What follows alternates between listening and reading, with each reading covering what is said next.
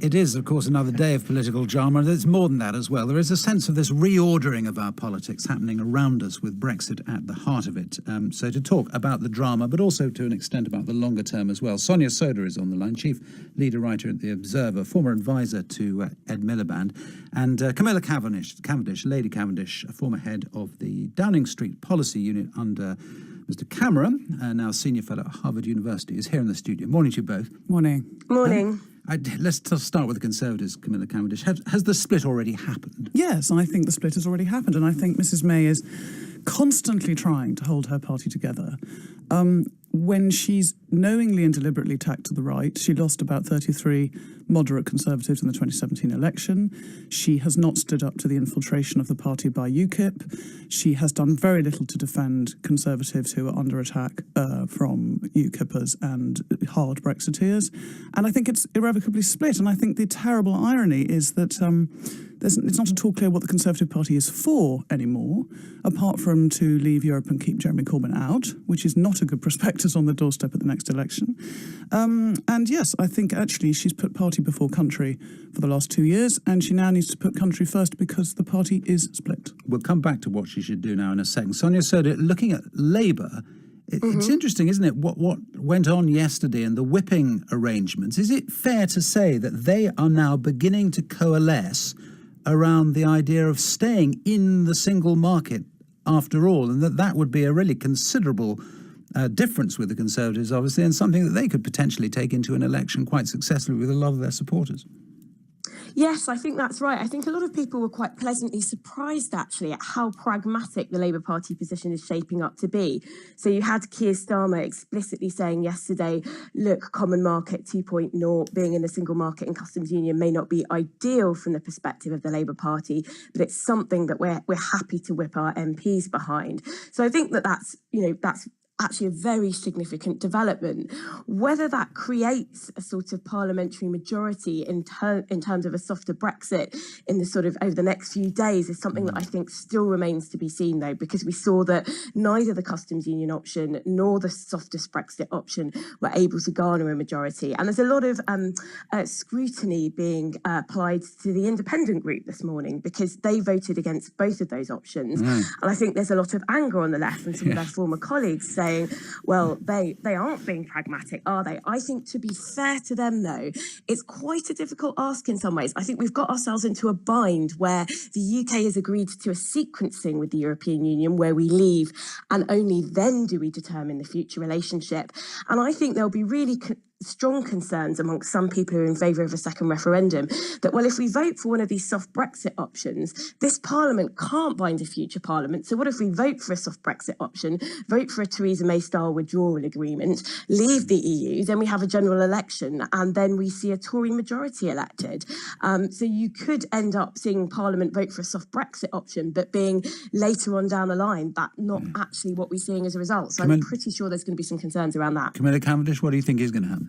Well, I agree with a lot of that. I mean, I do think a fundamental problem was that Theresa May let the EU dictate that the divorce would be separate to what happened to the children afterwards. And this is the fundamental problem that Parliament's grappling with. And as Sonia says, of course, nothing they do now will actually be binding. And the Cabinet seems to have got itself into a weird place where you have some Cabinet ministers still arguing for no deal.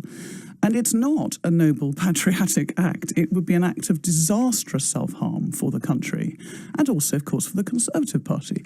So I think when the Cabinet meets this morning, I mean, one of the things the moderates in the Cabinet will be trying to do is make that argument that no deal really is unconscionable. And unfortunately, I think a lot of them will be trying to come round to Mrs May's deal or a version of it, as you discussed earlier with Damien Green. Personally, I don't actually think that resolves anything. Because, as Sonia just suggested, on the other side of that deal, we have probably Jeremy Corbyn, possibly Boris Johnson, negotiating the future relationship with the European Union. And that really might take us into territory that most people didn't feel they'd voted for. So clearly nobody wants a general election. They're all incredibly nervous. The Conservative Party has no money. Donors have been leaving it in droves, and they're all highly aware of Mrs May's limitations on the campaign trail. But I think, interestingly enough, the argument that you might try and put a second referendum together with her deal or together with a customs union is gaining some ground. Do you agree, Sonia? I do. And I think if you look at the numbers last night, it's easy to see how there may be a majority if you forge some sort of compromise. Either, if she says, fine, I will put my deal to a referendum if Parliament passes it, or people in favour of a soft Brexit sort of reach some sort of compromise with the second referendumers. The hope of some sort of people's vote, I think, on the type of Brexit isn't dead. But if she, sorry to interrupt, but if she does that, does it have to go alongside a message to her own party, which is, if you don't like this, if those MPs who don't like it, those party members who don't like it, if you really don't like it, you'll have to go off and join UKIP or do something on your own. That's absolutely right. And I think that's what she has not so far dared to do. Do you think she will dare now, Sonia? I would be surprised. I don't think it's very in character for her. So I would be surprised if she struck some sort of deal with MPs like Peter Carl, for example. I think she will try and get her meaningful vote through. Again, I think she will try and hold out until the bitter end. But then she has done very surprising things before. She said she was never going to hold a general election back in 2017, and then she turned around and did it. So stranger things have happened. I also think, I think one of the fears is that, of course, if Labour jump ahead and suddenly try and force a second referendum, they will have momentum with them. And if Brexit goes wrong, which it is likely to do, and will be blamed on the Tory party, I think there are some Conservatives who think they'd rather seize the moment now and call that second referendum, perhaps on Mrs May's deal, to get the momentum back.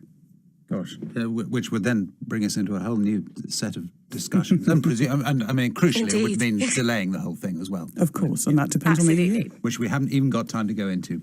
Sonia Sodha, Chief Leader Writer at The Observer, former advisor to Ed Miliband, and Camilla Cavendish, former head of Downing Street Policy under David Cameron. Thank you both very much.